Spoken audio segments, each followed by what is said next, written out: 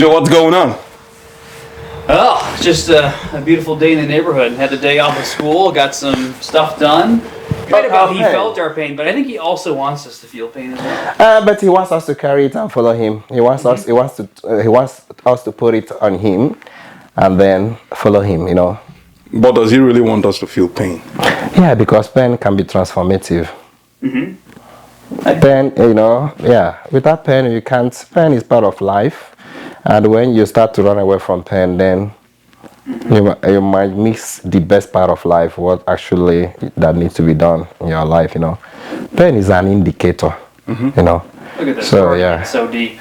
We're getting deep into it, and I think you're right. In regards to pain, it also puts us in a place where we need to depend on others, right? Whenever we have sufferings in our own lives, we can't bear those sufferings alone. God calls us to communion. Yes. It also brought us to the fact that we need each other. We need to unite with each other, relate with each other, so to be able to shoulder the pain, shoulder the burden. Yeah, I think when there are two sides to it. Some people might decide to personalize their pain, and they drift more from others. But the better part of life is to come out, relate with others, let people help you to bear your pain. Yeah, we can complement each other. That is one thing about life, you know. Yeah, there is a saying that problem shared is problem half solved. I've never heard that before. That's a Nigerian saying. I think it shouldn't be a Nigerian saying, but I've heard it several times. We say it mostly in our place. Yeah. Things like problem shared is half solved, you know. Yeah. But if you carry it alone, it can kill you. It can. Well, I think we've talked about this before. We actually had on our previous show called Joe and Chill. Now we're chilling Joe. Yeah. He was the first, and now he's the last. Yeah. And but we talked about independence. Yeah. And how Americans love to be independent. Like that's a core value of being an American. And I don't know if that's necessarily a good thing when it comes to this issue of pain and suffering. Yeah, I noticed it a lot. There is something I'm always critical about this issue of being independent. When you talk about being independent, does it mean I always look at it from this point. The one we are talking that is more in the negative side is individualism. Individualism is that it doesn't mean being independent for me. Being independent is for me is more about a psychological transformation, that you have become independent, is that you are free to relate well and better, not being self-absorbed. Or hold hostage to somebody. But being individualism, when I talk about individualism, means that you are always thinking about yourself. You're just individual. You want to do everything for yourself. You want to do everything to yourself. You just don't want people in your life, interference, you know. Could it be, because actually people would think, like you said, that people in America are more independent than people because Nigeria, like say someone dies, they cry, they yell. Like me working in the hospital, I've seen the difference. Like when someone dies, you see how people cry out. And when they cry out, people come and, pet them in a way that they will stop crying. You need help at that point. But I noticed that here, working in the hospital, people die, and you don't see people cry out, like let their feelings show. I don't know if it's a culture or a thing, have you noticed it? Yeah, I noticed people trying to suppress their grief. So they wouldn't look but it has an effect. It has a negative effect, because you need to let it out. If you put it in, if you suppress it, it becomes a problem to you, because I always tell people, don't let people tell you get over it, because your grief, your pain is real. It's real. It takes humility to acknowledge it. Yeah. Yeah. At times it is an act of pride trying to say, I want to prove to people that you are not weak, that you are strong. But you are really vulnerable. Yeah. You have And some he gets to problem. that idea, that American culture of like, I am not weak, I am strong. Like Americans are supposed to be people who can, once again, be And that is independent and take care of the reason why take care of you see people, they end up trying to take some substance in order to suppress some kind of feelings they are having. They meddle with a lot of substance, drinking And then they end this up and in all. depression. That is the And essence then of it. become Because, suicidal. yeah, Because you're not speaking because it out. you're unable, you have not learned how to communicate, how to express. Yeah. Yeah, because that is the problem, At times people think that when you come out to express, it means that you are weak. But that is a great strength to be able to let it out, let people know that, this is painful to me. And then you get healed from it, you become stronger. Something that came to mind now, very interesting. I am strong through Christ who strengthens me. Who strengthens me? It's not by our You strength. see, so being weak is not a bad thing, but acknowledging the fact that you are weak, but God makes you strong. Got to think about it. Jesus, even in the Gospels, he wept Yeah, at the death of Lazarus. yeah, He wept. He felt it. He expressed it. And then, and one thing to think about too is like when he resurrected in bodily form, he came back with wounds. And one thing is, He came back with wounds. Yes, you should have showing removed his weakness it. as a Yeah, man. you should have removed it. He should have come perfectly, Yeah, but he and then- allowed it. yeah. Yeah. So another thing, I have come to understand is that when people are unable to express their pain, they will start to lose sense of compassion. Because if you can't show weakness, you can't wouldn't share- want someone else to show it. Yeah, what is compassion? The word compassion is from two Latin words, cum and passio. With. Passion, suffer. That means to suffer with. If you are not allowing people, if you don't show the pain and allow people to know that it's painful to you to suffer with you, you won't even see others who are even in a situation you need to suffer with. That means people you need to be compassionate towards. It's easy to feel pity. I pity you. Than to be compassionate. To be compassionate is more about a doing word. It is an active action word. So you need to go out of your place when you feel compassion. And this is what is all about Jesus Christ in the Bible, and everything he was saying is about being compassionate. He felt some people's pride situation. Come to think about Zacchaeus on the tree, he felt his suffering, his pain, his withdrawal, his isolation because of the kind of person he is. He said, Zacchaeus, come down, I'm going to be in your house today. And people were like, that is compassion. I felt he know what it means to be isolated because of your life. And he brought him in.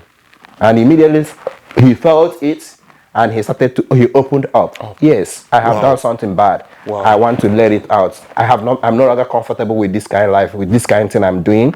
I feel pain.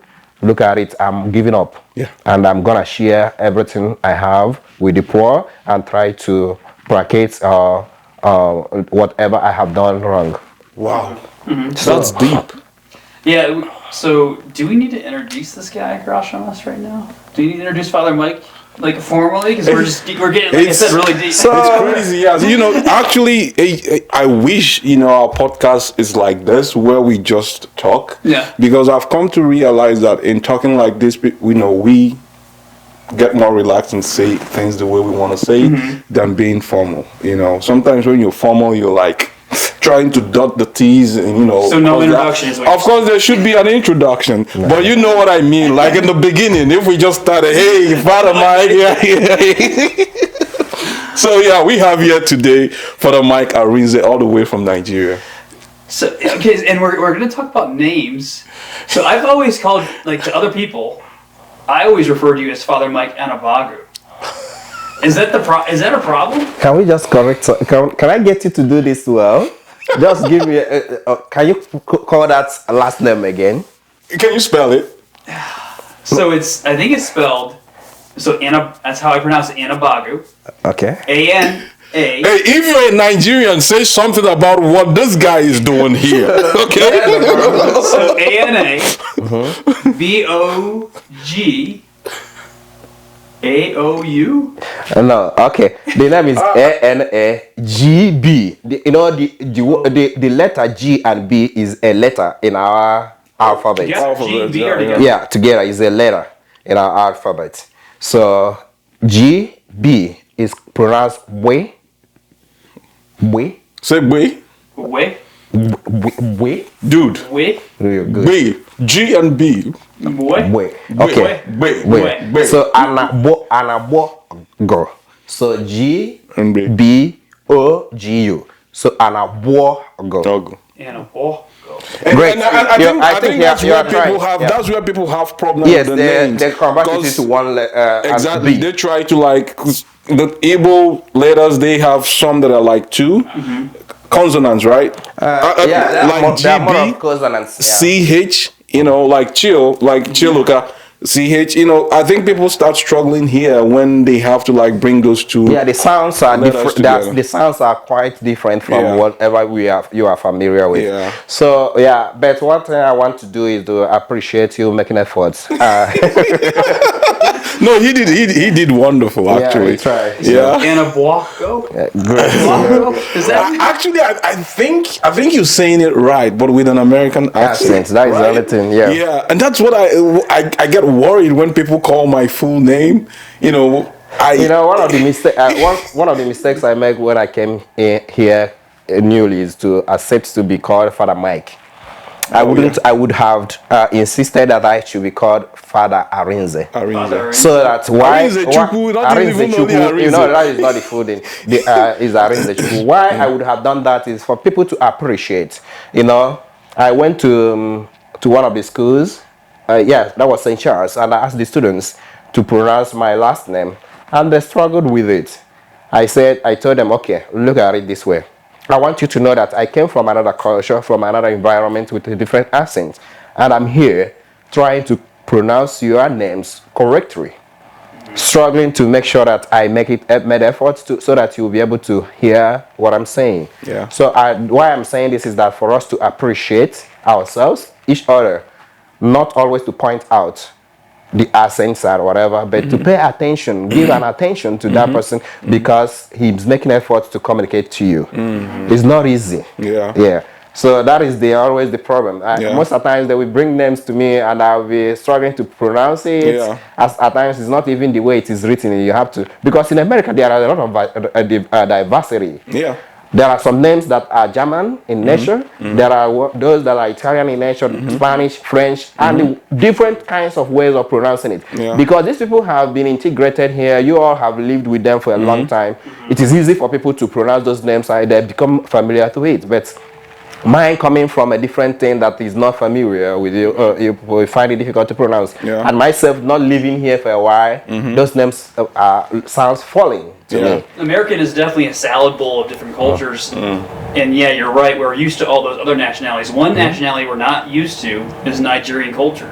Plain and simple. It's not until recently have Nigerians started to come over here to the United States. Yeah. I think it's becoming more and more common. Yeah. You're starting to see a lot more Nigerians play, for instance, You in know, professional sports. I want to say one thing about this. You know, what that makes it easy for you is that most of the European immigrants migrated with their names and their origin, their lineage, their names and everything. But most of the African Americans, not really African American, but the Black Americans that came from Africa lost their name. Because they answered the names of the. Yes. So so the African Americans are now a new era immigrants. They are not the immigrants, and their names are still falling to most of you. Painfully, I exception.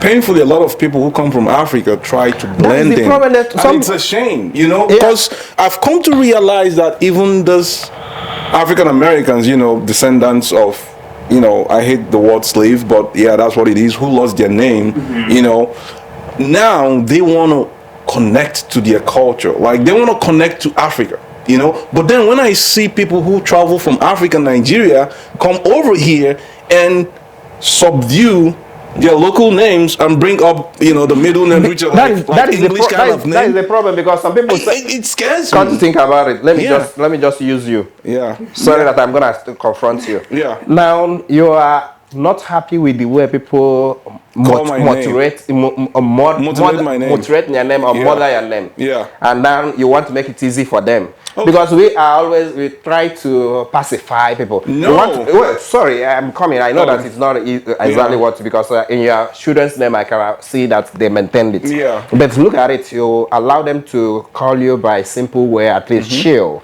To make it easy. To make it easy for them. So that is. Then officially the full name. But there you is still Chiluka, write your name fully. But instead of you calling me but apart from a name that is not mine, I'll be like, I'll make it easy for you. Just keep it that But way. apart from that, some of us, it is clear, even back home, it was funny enough for somebody to be answering an European name for their last name. Yeah. Without knowing that the essence of the last name is for you to maintain your origin. Your origin. So your last name Anabog. is your origin. Yeah, once you So this dude, sorry to call you dude, I'm sorry, Padre. This priest. Sorry. Right. If I go to Anambra State, where he hails from, it is very easy to get to his hometown, which is Anambra State will be like Michigan as a whole. And I mentioned that name, someone would say we have people who answer that name somewhere in Newport, which is Oka, or wherever in Anambra State. So the name is your origin. You don't want to lose it. So there are some things we also see in the name that we have be an indication from where you are, even from that Igbo tribe and everything. Like when I say now Anabog, my people always say Anna, but some people call it Allah. Or Annie. Or Annie. Do you understand? These are different things you might not understand. Those are dialects. Yeah. The dialects. Yeah. So Anna in our place is land. Okay. The ground. So people, there are some dialects within the same tribe that calls it Allah, and there are some that calls it Annie. So that was the problem in my family, because normally in my family our people doesn't used to say Annie. Our people used to say Anna. So it came to a situation that when people started writing our names, some we just write Annie instead of Anna. And it became a problem. Even to the point that my father had to swear affidavit that Anna and Annie means the same thing. So that people could not get it. But once you mention that Anna, people will tell you, are you from Agata side? Are you from this side of the country, this thing? Because they are the one that that says such a thing here. Regardless of the fact that some people in my state, which is Enugu State, which is a different state, although we are from the same tribe, would have the same Annie Buogo, but it would be Annie Buogo. But they would say Anna Buogo. But at the end of the day, it means the same thing. He's just trying to point out how multicultural and how deep it is to keep your name. That's the thing about Nigerian names, is I feel like they tell a story about you. Oh yeah. Whereas here in the United States, our names really don't tell stories, other than the fact that maybe you might know, okay, this last name, for instance, the Mazur family, they're from Newport. Yeah. Like, people from this area know that family, but if you're not from Monroe County, you would have no idea what does the Mazur name even mean, where it's from, there's no knowledge of names. Well, sorry that I'm cutting in. Well, in our place, in our culture, naming names is not arbitrary.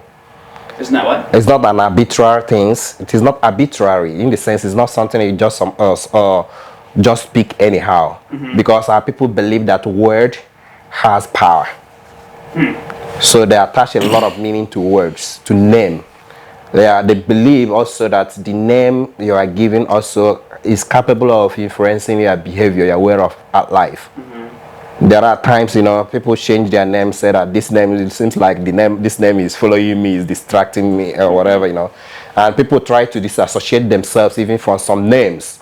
There have been some family that changed their family name because maybe one of their descendants didn't live a good life, and they think that their name is affecting their own life, so they will disassociate. They cut the link.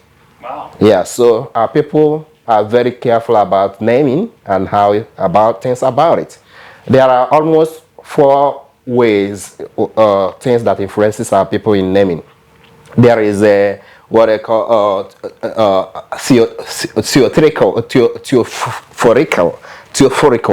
theophorical in the sense something like theo, that means about God. Okay. So they are influenced by Theo, you're saying? yeah, Theo. theo, yeah.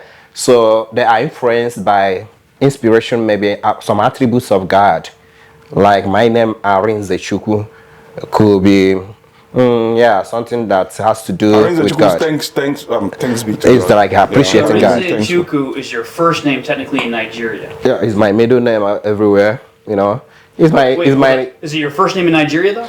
it's not my actually. Well, we don't Technically, Padre, it is your first name. Yeah, technically, if you talk about our place, yeah, it should be my first name because it is my only Igbo name, Okay. my only tribal name. Because what we do in Nigeria is your native name, which is your language name, if that's what it's called. If you're Yoruba, Hausa, or Igbo, your first name has to be in your dialect. So Arinze Chukwu would be regarded as his first name. And Michael Yeah. is your We call it We baptism. call it baptismal name, but yeah, but now because it is our normally when we go to school, mostly we start with our baptismal name as our first name.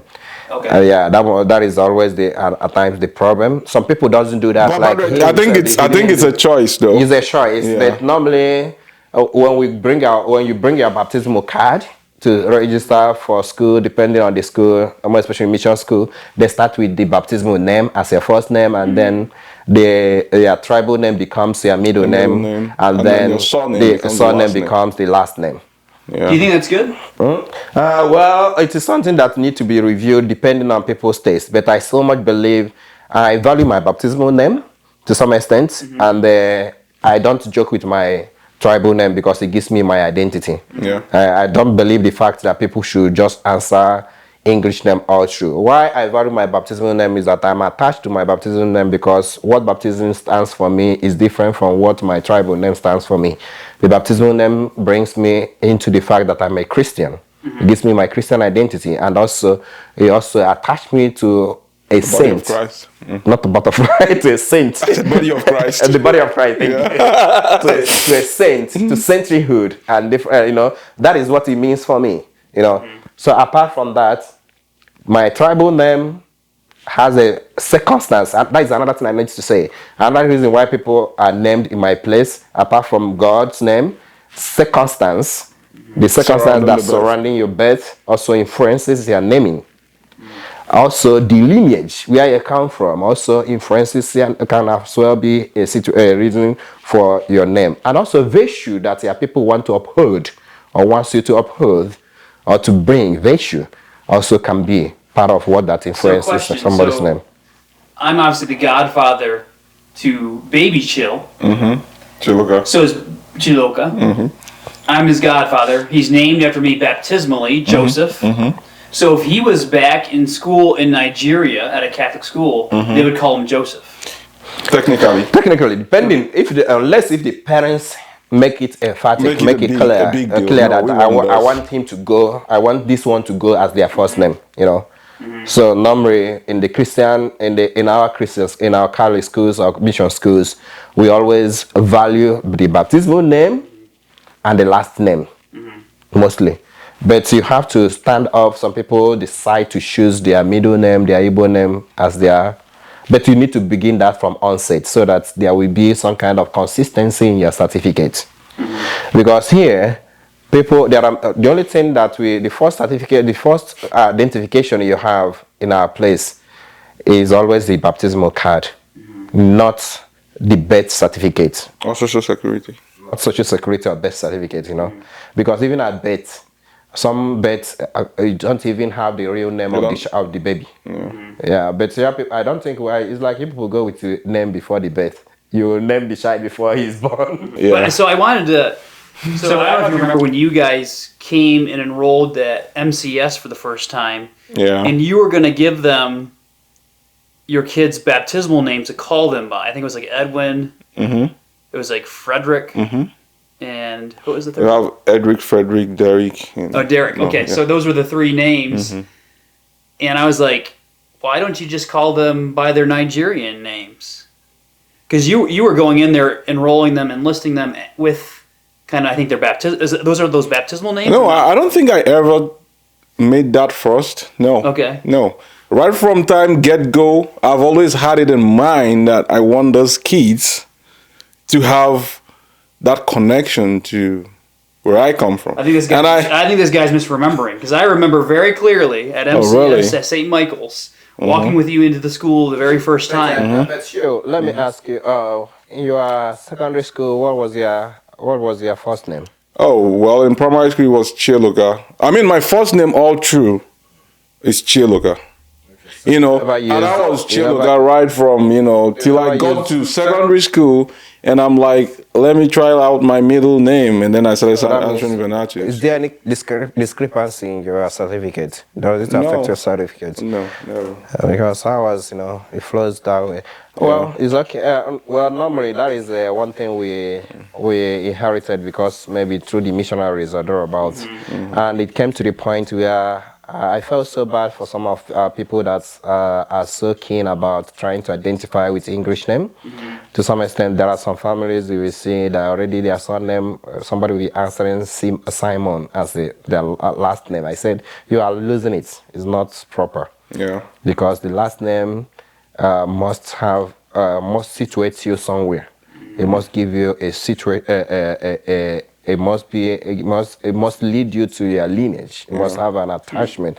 It must give a context to who you are, where you come from, I think the vast majority of Americans have no idea what their last name is about. My dad did the research on it. Mm-hmm. Have you heard the story about what Boggs is about? No, what was it? So apparently we are descendants of Vikings. Vikings, like Scandinavia area, like Denmark, Sweden, Norway. We're originally, I guess, from that area. And then the Vikings, of course, were ones that were known to like travel about and often pillage and kind of resettle in different areas. And we resettled apparently in Scotland. Our name at that time was Livingstone. Then we got into a battle, I guess, with England. The Scottish people lost that battle, got kicked off onto Ireland, and we lived next to a bog, a swamp. Oh. So Boggs, our name changed. I'll call them the Boggs, okay. Yeah, the Boggs. But once again, I think the vast majority of Americans have no sense of what their last name is about. I mean, it's kind of likened to what happens in Africa too, because just like you said, people answer based on situation, and also, whatever is happening. Like, for instance, I was told, I don't know if it's true, like my surname Ndiolo, which means Nde is people, Olo is a place, okay? People from Olo. But then... Olo is like a town or a village? Like a village. Okay. But then, my village is not Olo. It doesn't make sense. So if my village was Newport, you would have called me people from Newport, right? But I'm from Iwolo, but they are calling my surname is Ndiolo. So it's like, there's a place called Olo. We moved from Olo to Iwolo. And because we moved from there to here, they call us Nde, people from Olo. So now you're So I don't know. Now, I don't know if this is true or if it's, something made up. It's just like Izagu, which is a local government, they say that people from Izagu used to kill lions. Oh. I wonder how many lions. You have to verify that one. I don't know if it's true. Well, one thing, as I said before, where names is deeper than what is just our people believe that words have power, name has power. So it is not. It describes a lot about the belief of the people. It describes a lot about maybe your origin, and also maybe about what your people are going through or passing through. There are some people who will give a birth to a child and they will say, Oze Mena, Oze Mezina. in the sense there might have been Frequent deaths. series of deaths in the family. And then they give birth to this one and they survive and they say, Ozoe Mezna. That means, Let it not repeat. let another death not come again, you know. Like my surname, my last name is Anabuog. You know, in the olden days, the Igbo people they have communities, different communities and warriors. There are people that there is a community from community and clans and kindreds that come together and then engage in wrestling. And for our people is that once your back touches the ground, once you touch the ground, you have lost that battle, that wrestling. So when there is always a problem, our people will always say that Anna Buog. That means if there is conflict and struggling, the land is the one that we settle it. The land is there is always land that settles the referee. it. And also there is also another deeper meaning about it. If you are struggling with me, I will tell it means that death will solve this problem. Death. That means death. Yeah, when somebody is put on the ground, the problem dies, you know. Because if you die, you ending up on the ground, right? And yeah, once you touch the ground, once is either you are touching it alive during the struggle and then you are called off that you have lost, or if you insisted on it, there is also the possibility of once you touch the ground, once you enter the ground, these things will... Yeah, death is the great equalizer. Right? Yeah, so this is gone, the fight is lost. Yeah. So if you are struggling for anything, know you that once you touch the ground, you are lost. About the whole thing is lost. If you are touching it alive or touching it as dead person, you are buried on the earth. It also brings sense about what is the sense of struggling, what is the sense of fighting, you know. Fighting. You know, once you say it, you remember that, you know, it gives you a memory to know how to structure yourself. And even I also noticed like most names that you get these days in Nigeria is kind of spiritual, like connected to God. Just like my name, Chieluka, you know, like your name, Arinze Chukwu. My kid's name, Ifechukwu, the light of God, you know. Chimdendo, my God is alive. You know, Chimkadibia, God is greater than Doctor. You know, things like that. And also in our place as well, there are also the reasons, you know, during the advent of the missionaries, our tribal men, our ancestors who are ATL, African traditional religions, those who are pagans and maybe pagans or idol worshippers or thereabouts, our people... people say that we have some kind of a Jewish origin. We are not anti civilization. Our people are civilized. Even in the olden days, they have ways of doing things. Even calculation, counting money. They have different ways of calculations and different things. And even leading the time of the day without clock and watch. I can still remember when my dad was teaching me how to read the time with my shadow. Yeah. With your shadow, it will tell you the exact time, and you will go and check the clock, and it's the exact time. Yeah. The movement of the sun and everything. True. So our people are very, very well versed in a lot of knowledge and everything. But when the church came, they observed what is happening, and they started noticing that there are something good these people have. We need to send our children to church. And they started naming some of their children Okamaka.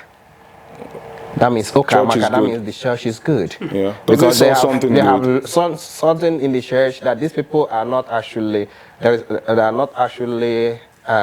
against what we are doing to civilize. Let our kids go and learn what they know. And that is the reason why our part of the country are well educated. Missionaries thrived.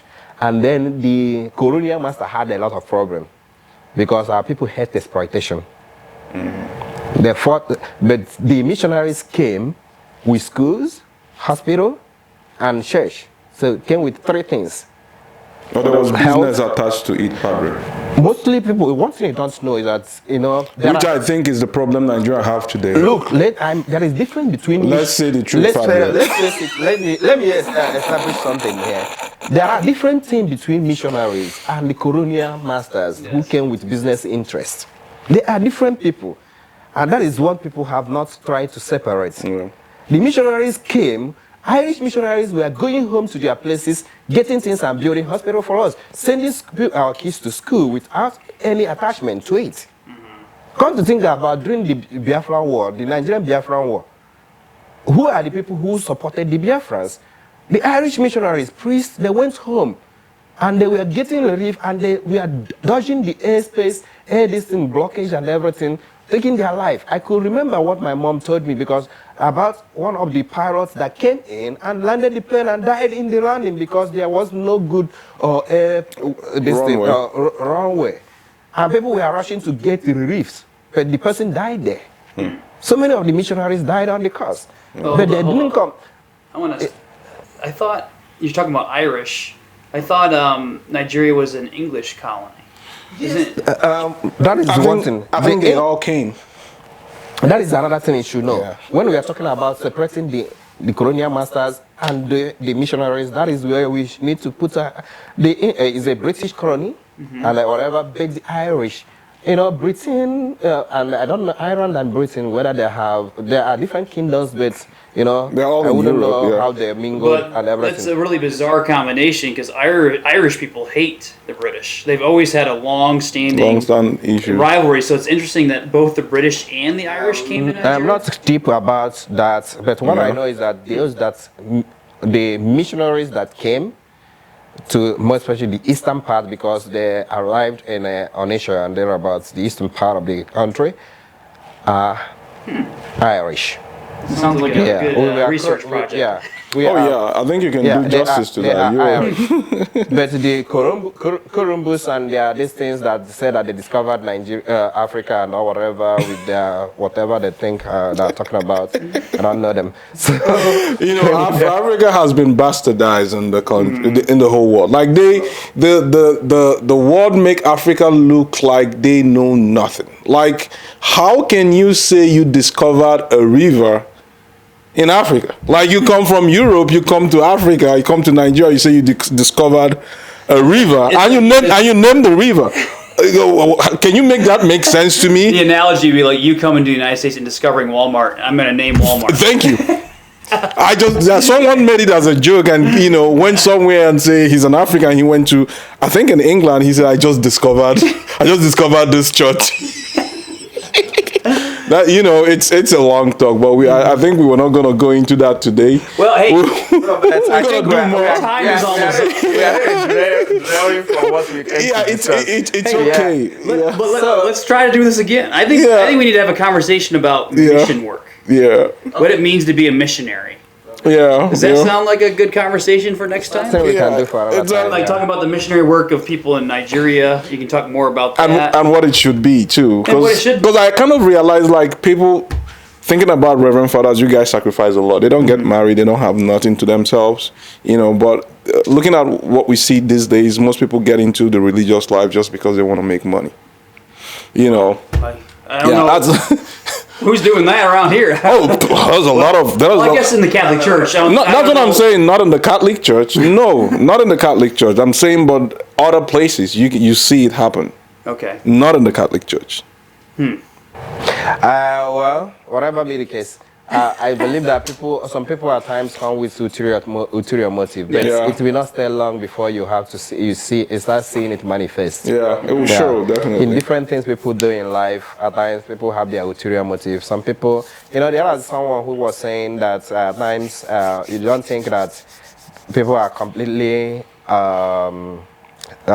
sacrificing things to make your business go if they're not getting something from your business.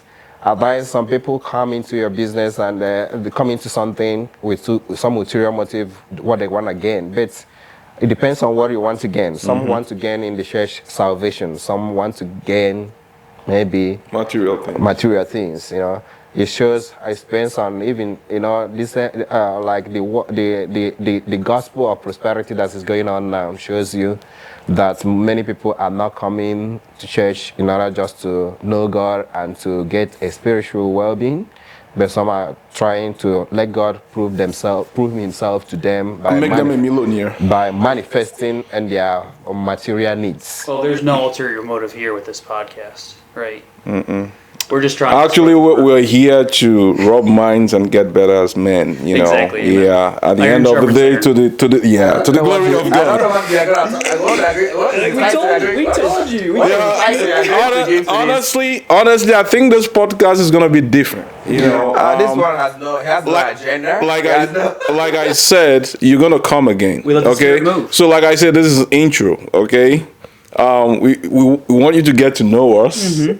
And this platform. Okay, well, I have to make a step. Actually, this is my first time of being before the cameras and talking about things in the podcast. Yeah. I have been very skeptical about it because This has been fun though, right? Yeah, it's been fun. But, Yeah. I don't always like to be put on a hot seat. On a hot seat. Put on a spot. Me too. I to don't. discuss Me something. too. I don't But- like it. Yeah. But I see that it is really fun. Yeah. And there's something fruit. that, Yeah. Is But there, next time, is there a last advice you can give to our listeners? Because we just started. This will be our first video, and we intend to bring people like you who are deep rooted in the Word of God and in life. Because at the end of the day, what we want to do is rub minds together. He's from a different background. I'm from a different. But it's like I would say the best of both worlds. Ooh.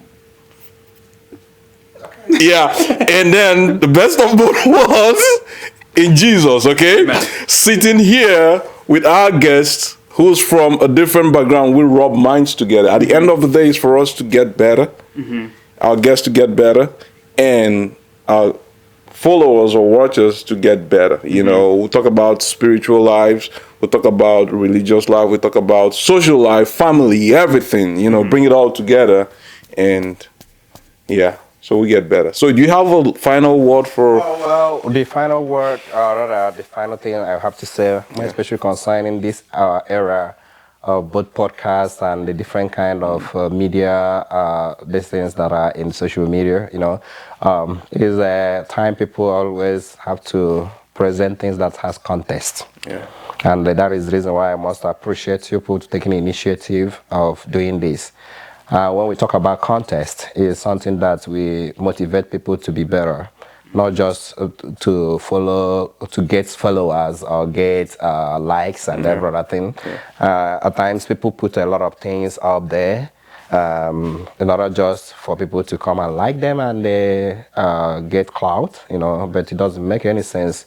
You will see that mostly what people consume and take in the social media is not actually inspiring them to be better or to face life challenges. So I would think as we further on this podcast, we will be more concerned about the context and what we are trying to let people know and learn. And we always invite people to throw their questions and we'll be able to maybe rub minds around it. I don't believe that I have knowledge of everything. I always like people for us to bring up our questions. We are here just to awaken people, to challenge people to think, not just to think for anybody. That is one thing I believe. And if you look at my homilies and the way I do my things, even with the students, I always challenge them to bring up their own idea, what do they know about this, and it helps me to know how to direct them and to help them. If we keep pouring things on people, bringing things on people, we might be feeding them with things that are not relevant. There's something I want to add here. I'm sorry. I know you want to say something, but based on what he was saying, I realized that we started freestyle and we said something deep, which is about suffering and pain. And most importantly, how it affects people here in the States and what we've seen where we came from, which is how especially men handle things, especially in face of adversity. How people lock things up and at the end of the day it kills them in. Is there an advice you have for people who might be going through things right now but wouldn't want to let it out? And then secondly about names, do you think you would advise Americans to follow the footsteps of Africans based on answering name, like giving their names based on meanings, especially Christians? Yeah, about names, I will always advise people to know what you're naming your child. Don't just pick name anyhow. Object. Have a reason for what you say. I so much believe that words has power. irrespective of the fact we can neglect it, but somebody can be inspired by his or her name. I know people who have decided to challenge themselves because of the name they have. Yeah, so they want to live up to their name. Yes. Yeah. So our people used to say it, live like your name, represent your name. You know. Yeah. So, and also the one about boxing in. I want everybody to know that nobody is free from pain. Yeah. We all have our pains and different ways. The easiest way is that we need to open up and share. Don't be afraid to be vulnerable. Yeah. Is always the best way. What is it? You cried, and what is it about? You let it out of your chest. You pick yourself together and start living your life facing it. You are not living for anybody. It doesn't mean that it belittles you, that you cried, that you showed their pain, that you shared your fears. Everybody has it. And that is the problem. When you don't express it, it consumes you. It expresses you. Yeah, when you don't express it, it consumes you. Yeah. And that is the reason why people will meddle with a lot of substance and different things. And I have seen it, fear. It gives you a lot of fear. You are afraid because there's something inside you that you have not let out. So don't be afraid to open up and seek for help necessary. Talk to someone. Well, I'm going to use your advice right now because I'm going to express the pain I'm about to feel here pretty soon. Oh, man. I've got to go pay for a roof. A roof? What? I got to get going. Hey, guys, you gotta pitch in some money for this dude. He needs to change his roof. Hey, guys, we are so happy to have you here today, and come back next time. Subscribe, like, and follow this page. We're going to have more people coming in, and it's going to be mind-blowing. Chill with us with Chill and Joe. Yeah, chill with us, Chill and Joe. Thank you for the mic, and we hope to see you again. I think I will be able to come again. Yeah, good. Yeah, you see? You are This guy don't break my hand.